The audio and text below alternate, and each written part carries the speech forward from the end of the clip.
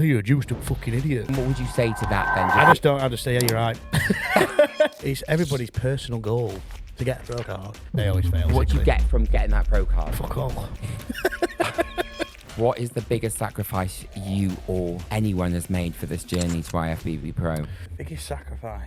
Just Yeah. That's my only sacrifice. There's a lot of bandits, a lot of people that know fuck all, no experience, 6 months to a year. It's like, it's not enough. You're not even training enough yourself yet. Like, how can you sit there and try to tell somebody else how to train? Off. I don't give a fuck about being 100% all the time sitting in the house and having my fucking cream of rice or my chicken and rice 7 days a week, even in off season. Like, no. A lot of people follow these younger lads and they've got fantastic physiques and they think it's all achievable, but it's not. It's genetics. For the majority of people, it's not achievable. So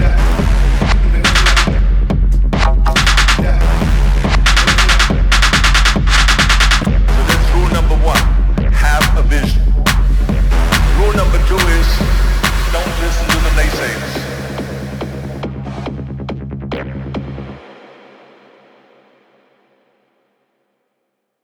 There are athletes and then there are a few who are built different. Today's guest embodies what it means to be relentless. A warrior in every sense of the word. Someone who didn't just chase discipline, he lived inside it. Night shifts on the railway, 0 sleep, still in the gym before most people even woke up, pushing his body and mind far past what most would call possible. This is a man who turned obsession into an art form, who refused comfort, who refused excuses, who believed that if he could suffer harder than anyone else, he could build himself into something extraordinary. I've watched his journey not from a distance, but up close. The sacrifices, the emotion, the quiet nights where doubt creeps in, and the mornings where champions are forged. And it fills me with genuine pride to say that I've seen him rise from a hungry young athlete to an IFBB Pro. Shayler is like no other human I have ever met. His fire, mindset, and capacity to endure, it's rare, truly rare. Kyle, welcome to the Legacy Podcast. Is that then? Is that the intro done? Fucking hell, that was great. No, we meant do I have to carry on with that? Yeah, wait, to start, weren't we? Right, okay. Yeah, Kyle, Okay. How was that intro for you? Well, that was like poetry, George. It was like poetry. It was like poetry, yeah. Thank I can't you. say it poetry. But yeah, it was great. Fantastic. It's been quite a ride, hasn't it? Sums me up though, doesn't it? Right, I don't think it sums you up better. Well, Honestly, I've got that spot on. yes. If I can't do that well, no one else can. Well, that's it, mate. That's it. Apart from Abby, maybe. Maybe. She's great at writing as well, isn't she? She is. Yeah. Not quite as good as reeling it off like you could, though. So Yeah, thank you for that. No problem. But how has your journey been over the last God knows how many years? If you could sum up your bodybuilding career, what would it be right now? you know, put me on the spot there. I know. Hard work. Hard work. I always come back to I just say hard work because it is, isn't it? Like it's not to beat around the bush of it. It's just physically just hard work, isn't it? All the way through. Yeah. To get to where you need to get to, it requires hard work. And I don't think a lot of people realise just what it takes to get to the level that you've achieved. Not in today's generation, I don't think. I think a lot of people look at all these athletes that are young and, you know, the young 20s, and they've got fantastic physiques, and they think that's achievable. No. Really not. So it is to an extent. Well, yeah. You got to have fans. You got to have world-class genetics. You know, a Jack Eagles or a Jose or these people. Like you got to have world-class genetics. You know, backed with work ethic and possibly, but a lot of people really look at it and think it's achievable, and it's really not. So for people that don't know Shayler, give me a sort of overview of your life in terms of what was Shayler like growing up as a child? A nerd, man. Like, a nerd? Yeah, I just used to sit and play games all the time. All the way up until I was probably, 18 or 19. I mean, I still dabbled in the games even when I started my bodybuilding career. But all I ever did was I'd go to work on the railway. For example, I did a day shift, I'd come home, I'd probably just sit on Minecraft or whatever I used to play. Oh, no, did you? Yeah, I did, mate. I was a Minecraft nerd. Like, I used to love Minecraft. And then I'd probably I'd get home. My routine was I'd get home from work, I'd go to the gym, I'd come back. What time would you get home from work? Well, my roster used to be from 7 while 2. 7 while 2. For those who don't know what while means, it's until. Yes. Okay. Northern. Okay. Great. But yeah, and then I used to go to the gym, come home, play games, go to bed, repeat. That's all I ever used to do. And then eventually, when I started like seeing my potential a bit more, the game sort of fizzled out a little bit, and then I went full throttle. Then, What was the very first moment you full realised throttle. that bodybuilding was you all over? Um, Was there a date? What age were you? I don't actually know. I think I really realised how good I was when I did the photo shoot with Ben. All right. Ben Bray, Yes, your cousin. yes. When I did the photo shoot with him in 2022, like the end of 2022, and like we dieted down and to do the photo shoot for him, and I thought, wow, I look fantastic, and sort of structure and shape wise, and sort of the details that I had, I thought, oh great, and then I didn't really think anything of it, and then I used to go and watch him compete, and I used to think, oh, this is great, Ben? Yeah, I used to. We went and watched him compete a few times, and How did you find that experience? Was that what captured you? yes, it was at first. Like I used to like the excitement of it, and like watching him like come out on stage. Sort of the excitement of that was what sort of made me get into like watching people online and stuff like that.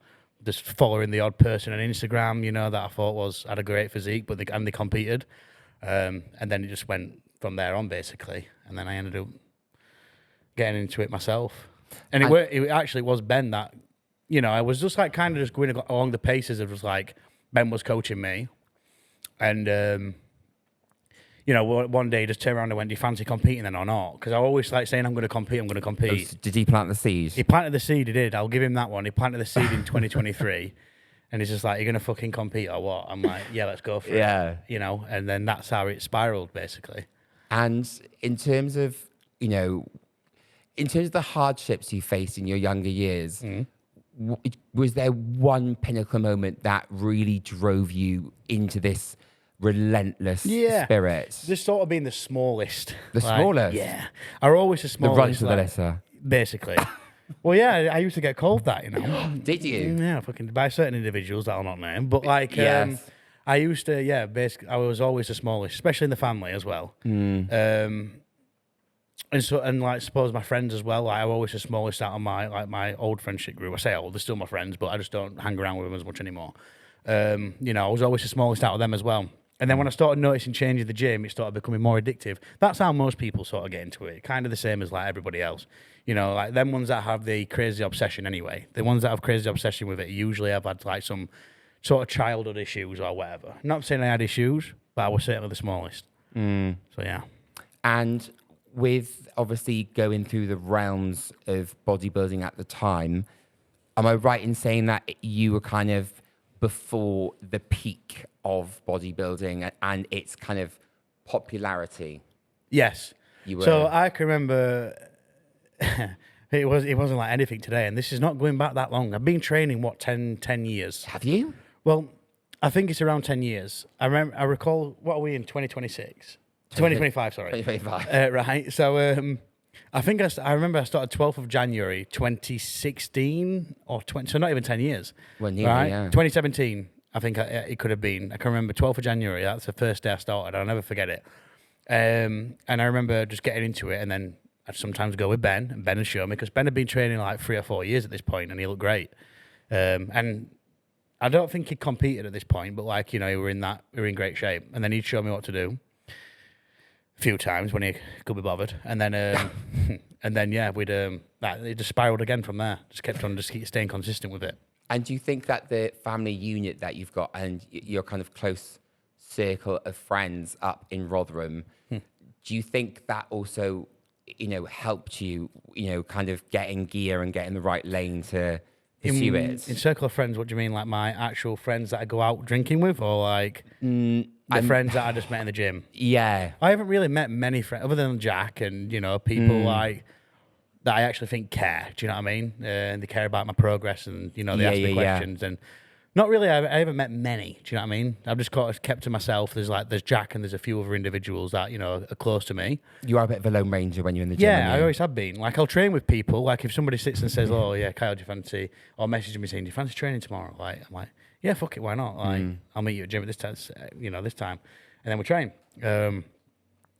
But sort of friendship, no, I haven't really gained any friendships really, other than Jack. Jack's the only one that really I think cares. Yeah. Because he'll message me and ask me through prep, how are you getting on, this and that. And then backstage in Spain, you know, like he was there and all that sort of stuff. So yeah, that's the only real friend, really. Yeah. In terms of the bodybuilding world, I mean, there's still friends. So if anybody watching, like, he does have there's more still friends. friends. Like, don't get me wrong. I mean, people that Jack have is the really only one been I have, there. but fuck you all. Jack is like, Jack's the only one that's like gone through it with me, sort of this prep anyway. Do you know what I mean? This recent prep of like beginning of the year going into the second. It wasn't, he even admits it actually. We wasn't there obviously so much the second half of the season, but because I moved to London, so therefore obviously I wasn't in Rotherham, I wasn't in Ultraflex. But you know, for that first part of the year, which I think was the hardest part of the prep, was he was there all the way. So yeah. And everybody else. Yeah. What do you, because obviously like, with Jack Eagles, right? Yes. And the fact that you're coming up trumps as well. Apart from the fact that, you know, he is a talented, hardworking individual, what do you think it is that people really admire or idolize about Jack He's Eagles? just his physique, innit, and how old he is. Yeah. Because How like, old you is don't he? even admit it. His personality is like he's just, you know, he's just straight how he is. Like he's not a bubbly person. He's, okay. He's the most introverted person I think I've ever met, and it works well because like I'm like extroverted and I'll fucking speak to anybody. No, I know you. Yeah, exactly. And then he's the one that, you know, he doesn't speak to much people, but like that we used to bounce. So sometimes I come in the gym when you're in prep, him as well. And we wouldn't even fucking speak a word to one another. And I just know he were in a bad mood. So like, because he were in prep, you know, when you get low body fat, Was he in that mood when I was walking up the stairs and then you? Yes.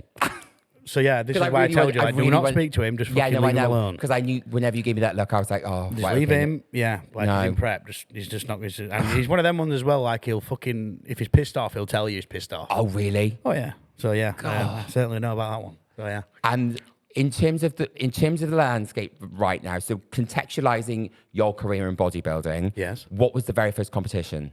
MK Classic, MK Classic. which is what Ben put me through when I won the overall Did you? first ever show. Yes, I did. You're on for greatness there. On for greatness. So I had it was like first ever show. It was a 2-bro show. You know, I knew I looked great.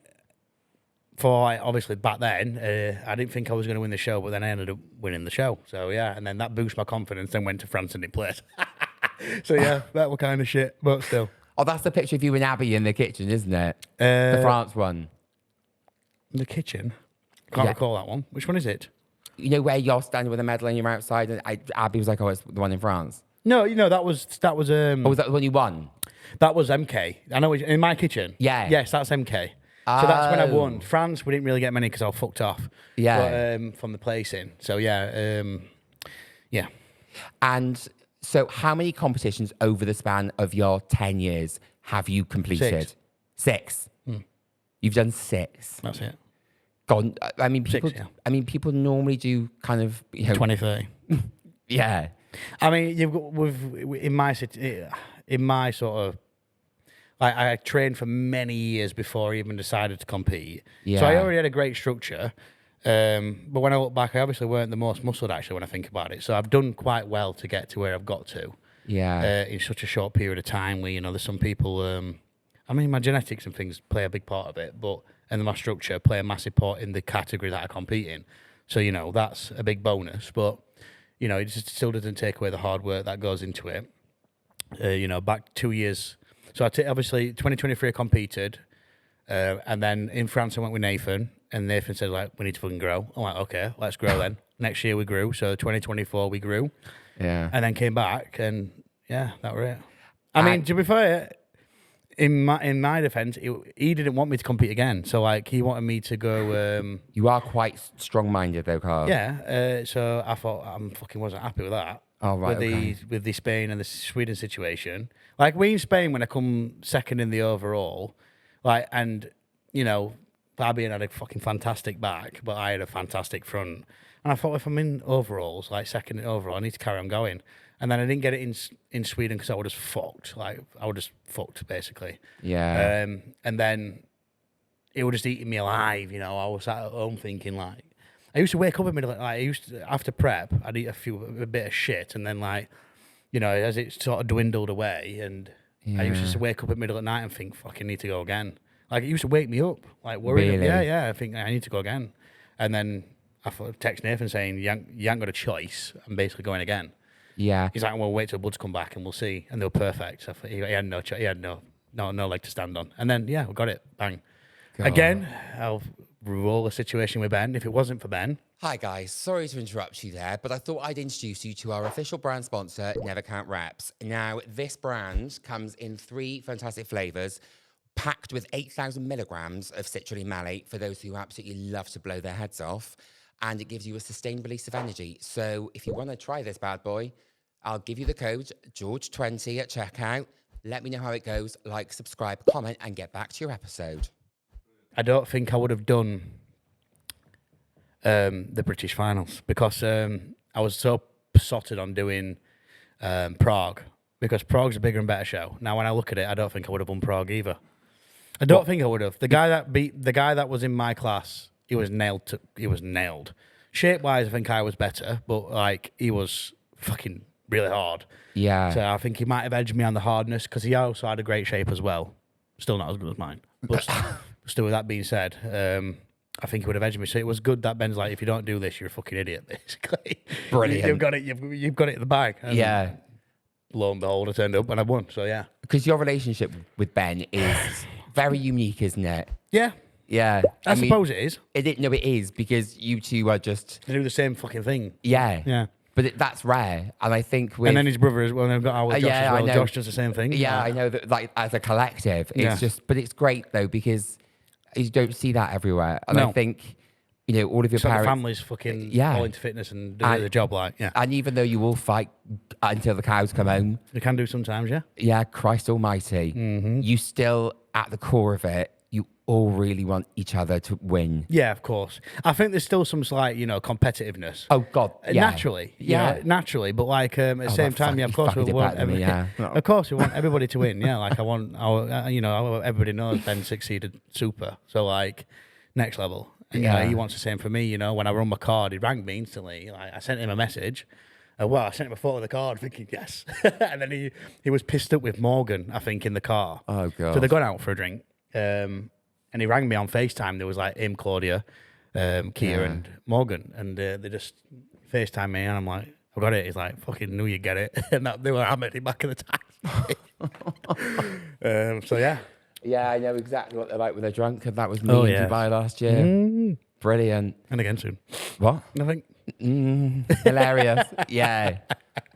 Moving swiftly on. But I want to really dig deep into you, Carl, because I don't know if you see it, but I think people have a huge misconception of who you are, not just as a bodybuilder, but as someone who is probably one of the nicest kids I've known. The most down-to-earth kid. Yeah. I can be an arsehole sometimes, but I'm the most down-to-earth. Yeah, I'm not going to debate that at all. Yeah. I'll agree there. Yeah. Yeah, because I've been witness to it a few times. Yeah, I'll speak to anybody, but yeah, go on then. Yeah. I mean, do you think there is a huge misunderstanding of bodybuilders in this current age? What, in elaborate a little bit? Well, obviously when you're doing your when you're on stage, you're getting your pro card or whatnot, which we'll go into a bit later on. Right. The images out on social media, right, people instantly judge you for it, won't they? Yeah, I suppose. Do you think that they still have a very sort of ancient look on it in terms of, oh, he's roided up, or yeah, of course. You still think that? Yeah, I mean, it sort of depends on the person's experience. Are you like referencing to like comments, etc., or like? Yeah, well, comments, and I think people's inability to properly understand the mechanics. It's just people of that it. are just not into it. They're the ones that always have the judgment. Yeah. So they're the ones that tell me, "Oh, you're a juiced up fucking idiot." Like, yeah. Or you're a juiced up monkey or whatever. They're the always ones that are not really into it. But then, what would you say to that then? I just say, yeah, you're right. You're right, I am. Yeah, love it, Karen. Yeah, I am, mate. Yeah, I am. Like, you're fucking not wrong, mate. I am juiced up monkey. Like, well, not the monkey, but I'm juiced up.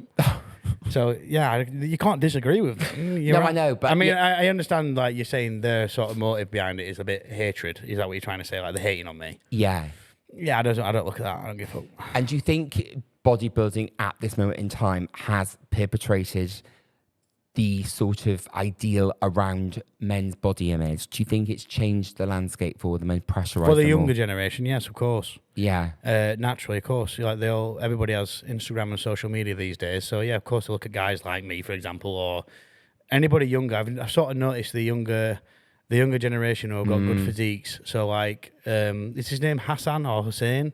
He's got like 2.7 million followers. Yes. And like he's been proclaiming natty for like many years. Is he not? I don't know. Something's been going around about him saying that he's not natty, and like there's all this hype's gone around him. And I think a lot of people follow these younger lads, and they've got fantastic physiques, and they think it's all achievable. But it's not. It's genetics. Like a lot of it's genetics, and for the majority of people, like it's not achievable. Do you know what I mean? Hard work, sort of, but they don't look at it like that, do they? They look at it and think they want it right now. So what's the first thing they do? And what's your thoughts on this season's pro card situation? Because In what way? They're being handed out like leaflets being put UK scene or like UK scene? I'm not commenting on that one, mate. Like I'm not going to comment on that because I got mine in the UK, and all the athletes that got them before me. But do you think that there's do you think people now are thinking it's easier to get a pro card? Judging off the standard, yes. I don't know. I don't know about the people that, yes, of course, because they do hand them out, especially in certain countries. America, they hand them out like toffee, and I think, it's not achievable. It's much harder in Europe. So, I think a lot of the European and the UK people, probably see it as a bit harder. The Americans, some of them look like they don't even train, and I think, Christ. How do you get? They get pro cards, and I think, but I don't look at it. I just want my pro card. I don't give. What does a pro card mean? Because there's a lot of people that are going to watch this. It just means you're a pro athlete in bodybuilding, basically. But what do you get from getting that pro card? Fuck all.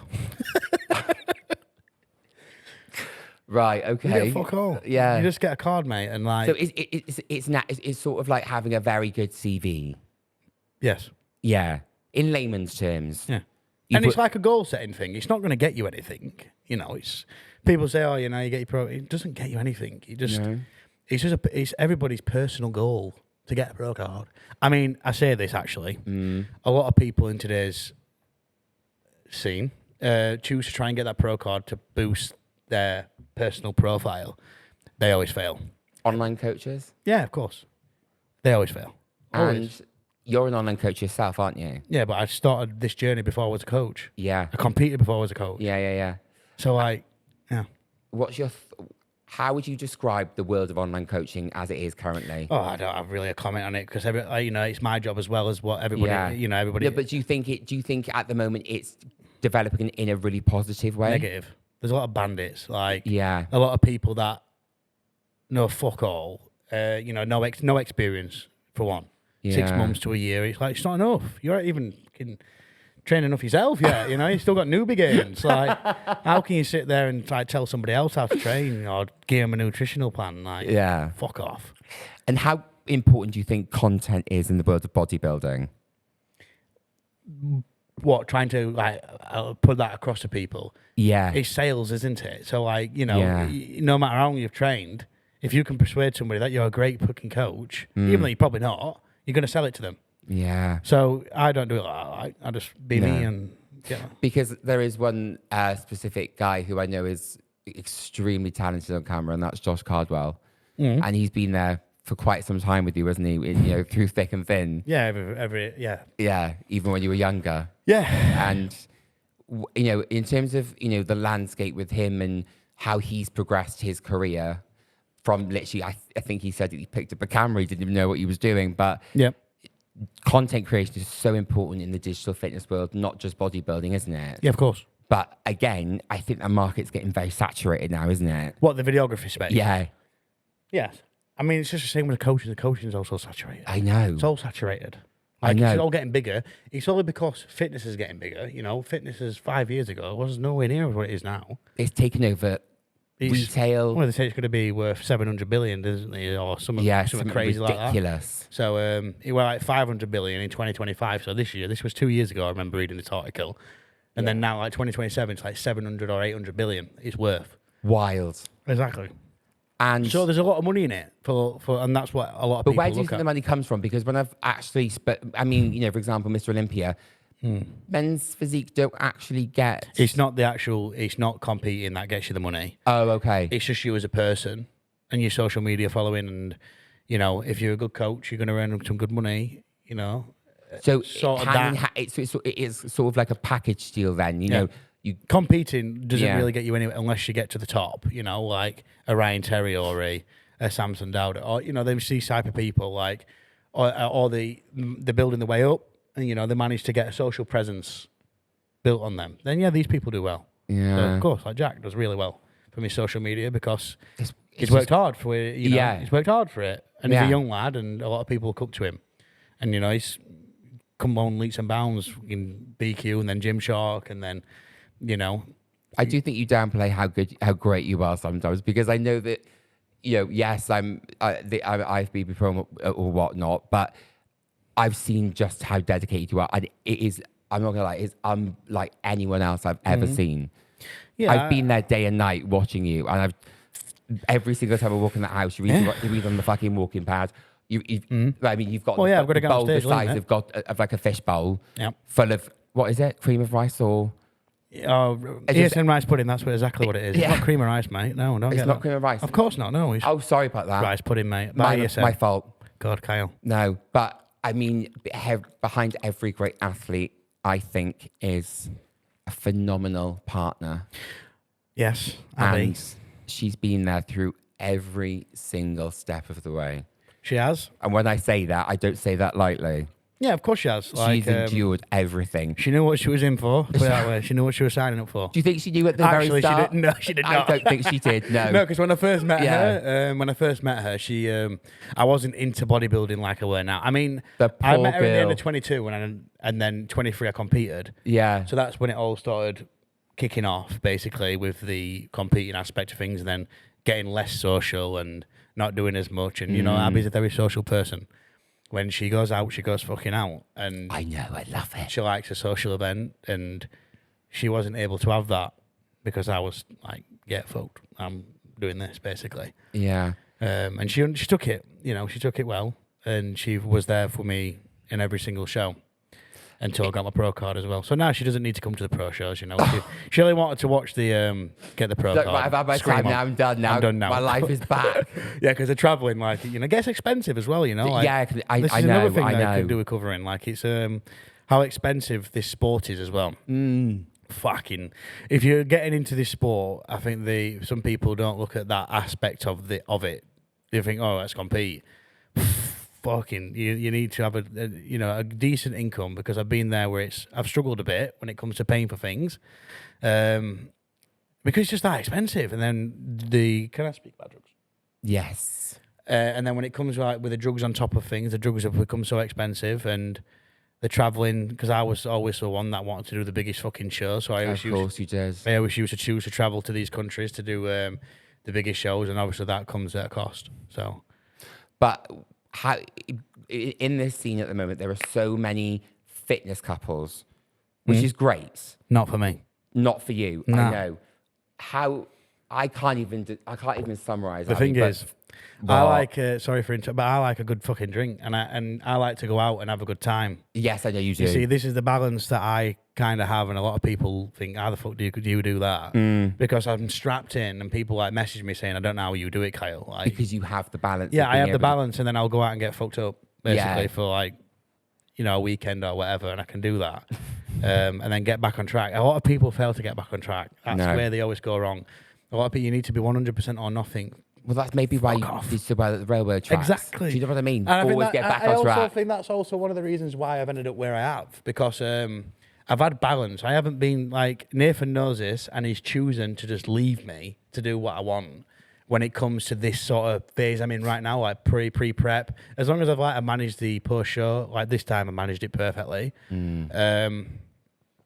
But he knows that like I just do my own thing, and it works. Yeah. In off season, we added all that muscle in 24. I still did what I wanted, and I still went out and got fucking blasted when I wanted to, right? And it still worked. Now, I'm not saying everybody else can do that, Yeah. because they can't. But No. like, I can, so I took advantage of it. You can't, but Carl can. But then Apparently. people say, There we are, well, that's fine. But what about if you're 100%? I'm like, I don't give a fuck about being 100% all the time, sitting in the house and having my fucking cream of rice or my chicken and rice 7 days a week, even in off season. Like, no. Yeah, but you were getting me running around Alicante for fucking dark chocolate now, man, weren't you? Well, that was pre-competition though, mate. Like, yeah, of course. Yeah, I know. I mean, the pressure I was under was enormous. Yeah, she was under a lot of pressure, weren't you? Yeah, if I said something, you were doing it. I was doing it. I was even in the shops, but like, oh, I need this almond milk because he's in prep. They're like, what? What are you on about? Dripping in sweat. Is it 70% dark chocolate? No, I can't have that one. Absolutely not. Fuck that off. Bye. Had to be perfect. Yeah, absolutely. Yeah. And then it turns out you had 2 shots of vodka as well. Yeah, yeah. 2 shots of vodka. That's when Cardwell got me outside, wasn't it? Yeah. So it hit me like a ton of bricks. That too. I had 2 shots of vodka. I thought, Christ. But never like 5, like that much vodka. All right. I mean, that villa was just like walking into a different galaxy. Yeah, all the fucking water bottles all over. The girls were outside tanning. Josh was on the camera, and then there was you topless. Yeah. I just thought, is this really my life? Is this what's really boiled down to? Because it's just phenomenal. I mean, you have a life I've just never even understood or thought existed, but you do. Yeah. And I remember the first time I ever met you, I didn't think you liked me. Right.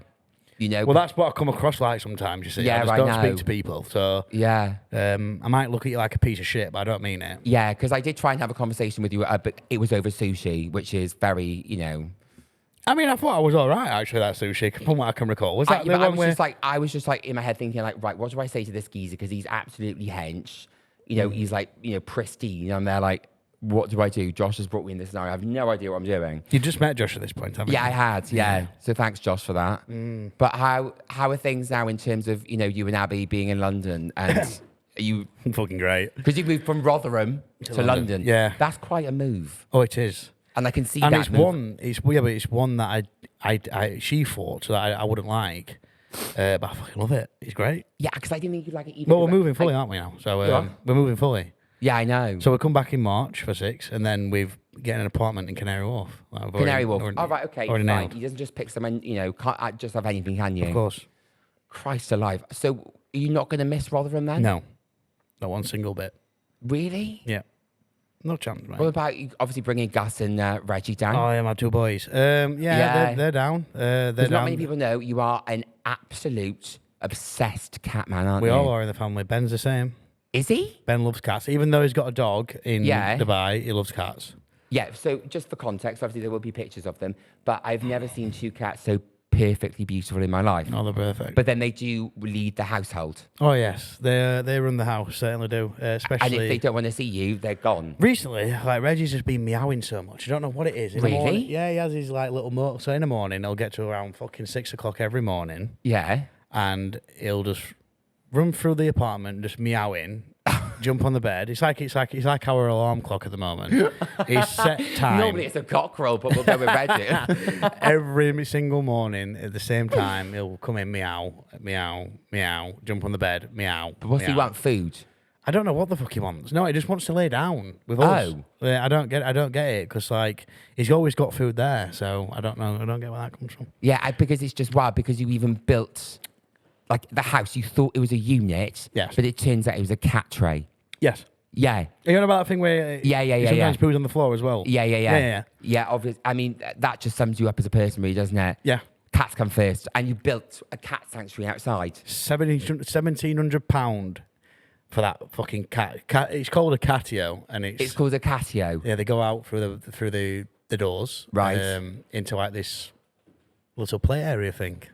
And they sit outside. They're not going to be able to have that though when we move to London because no, that's probably why they're so upset. We're going to be on a no. They're actually great. Oh, they seem to be enjoying it. Okay, but when we actually move, we've been looking, and obviously we want a. What, you're going to get a skyscraper in Canary Wharf? Yes. Oh, okay. I'm not kidding. We are. Oh, you are? Yes, we've been looking at them ones. Budget's right. Most coaches go to Dubai, and then there's you. I'm in Canary Wharf, actually, boys. Well. We both earn decent money, and especially her. Yeah. So, like, it's affordable, and that's where we want to live. It's just nice to live. It's just nice. It feels like a Sim City sort of Canary Wharf. I don't know how to explain it. It's private, so it has its own security. And it's not a part of the... I don't think it's a part of London government. I'm not too sure. But, like, I know it's privately owned. Yeah. And it's just great. It's fucking fantastic. I mean, I've been to Dubai, with Ben in 22. You're And not that, really a massive fan, are you? I don't mind it. You could take it and leave it. Yeah, it's motivating. Like, you don't get me wrong. Like, being there and, like, it is, but London felt better. Like, London, Canary Wharf and being in them built feels better. Yeah. Yeah, I don't know how to explain it. It's just, I don't know.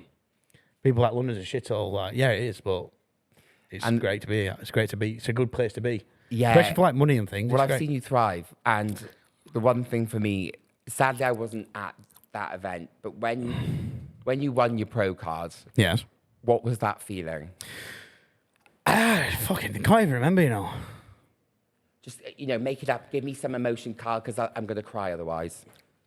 I just remember, like, just being relieved and then just, like, thinking, fucking thank fuck for that. I don't have to do another amateur show again.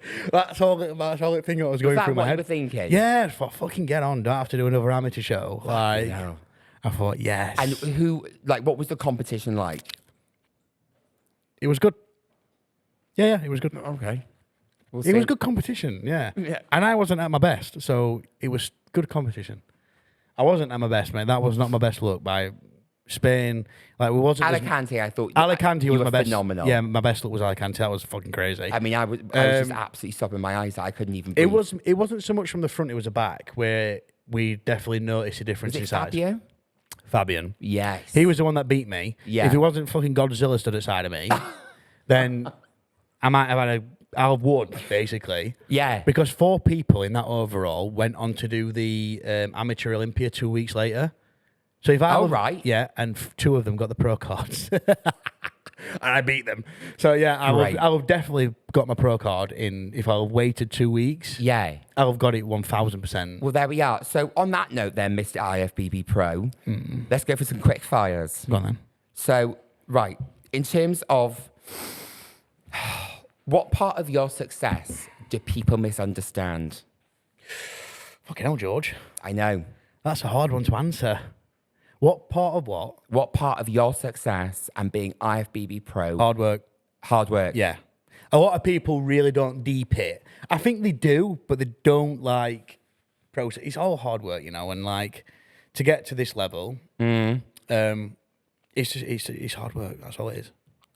You've got a consistency. It's consistency. No, it was more than hard work though, because you've got to live, breathe, and die by That's it. exactly hard work, isn't it? It's Yeah. But then you set a goal for that, and you work hard on that, achieving that the best you can do, and everything that involves, you just do it to your best potential. Now, don't get me wrong, and don't fucking get twisted. Like, I have not done everything to like my best potential at all. I think you were walking once on me, and I was eating some like sort of fucking what was it? It was like an extra. It was like a smiley face. Yeah. Yeah, you can say it. It's fine. I don't care now. No, it was an off-plan meal, but you just said. But the thing It was an off-plan meal, right, on prep, and I had more than what I should have had, basically. Didn't you have a Domino's at one point as well? No. Oh, okay. No. I didn't have anything like that. It was just extra bits that I shouldn't have had. But I don't give a fuck. I won anyway. Yeah, but then I swear the next day you actually were a bit leaner.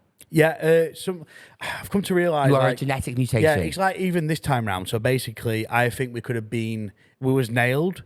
Condition could have been, but I could have been fuller. Like I think we could have managed more food, basically. So it's all a learning curve, you know. And I think even this most recent show where I got my card, I think we could have been fuller, basically, throughout the back, and that required more food because when I got home that night from the pro card, I had a Greek. I had a Greek, yeah. So I got on the train back home. That's quite healthy. No, it wasn't. Oh. It was a full-on Greek with sausage and all sorts inside it. And then chips. I had a full chips. I had 6 perfita rolls. And then I also... Oh, right, okay, I understand now. And then I also had... I forgot. But it was heavy, basically, and salty. And then I woke up the day after and I was fucking nailed. It was like the same it was like the day after Spain as well. The day after Spain I was better.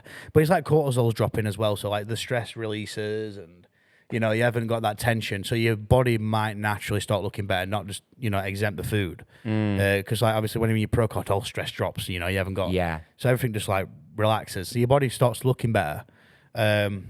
And that was the same with Spain. Like I went crazy, didn't I, after Spain? Like, well, I wasn't there for it, but did end up bringing it back for Sweden. Memories.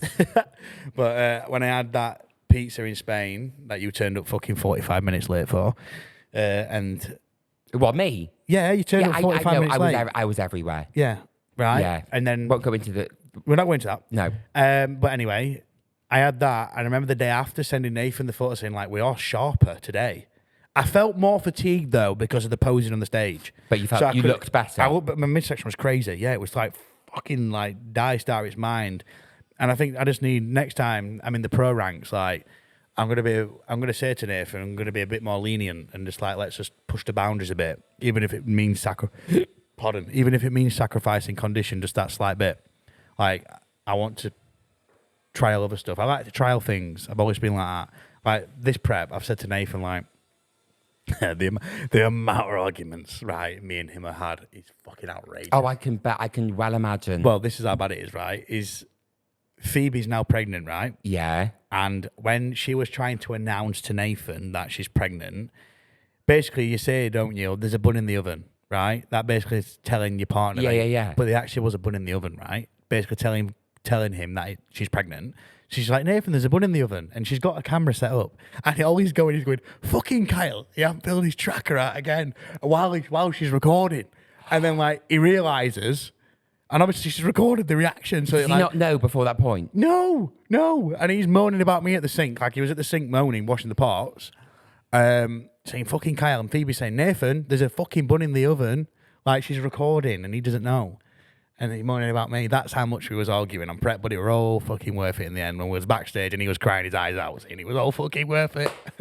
It was worth it, yeah. Do you know what? You're always at the heart of everyone, aren't you? Yeah, I am. He loves me to bits. Yeah, I know. When I do I'm his biggest fucking nightmare, but I think that's why. Because I'm like such a nightmare, but I've got massive heart, I suppose.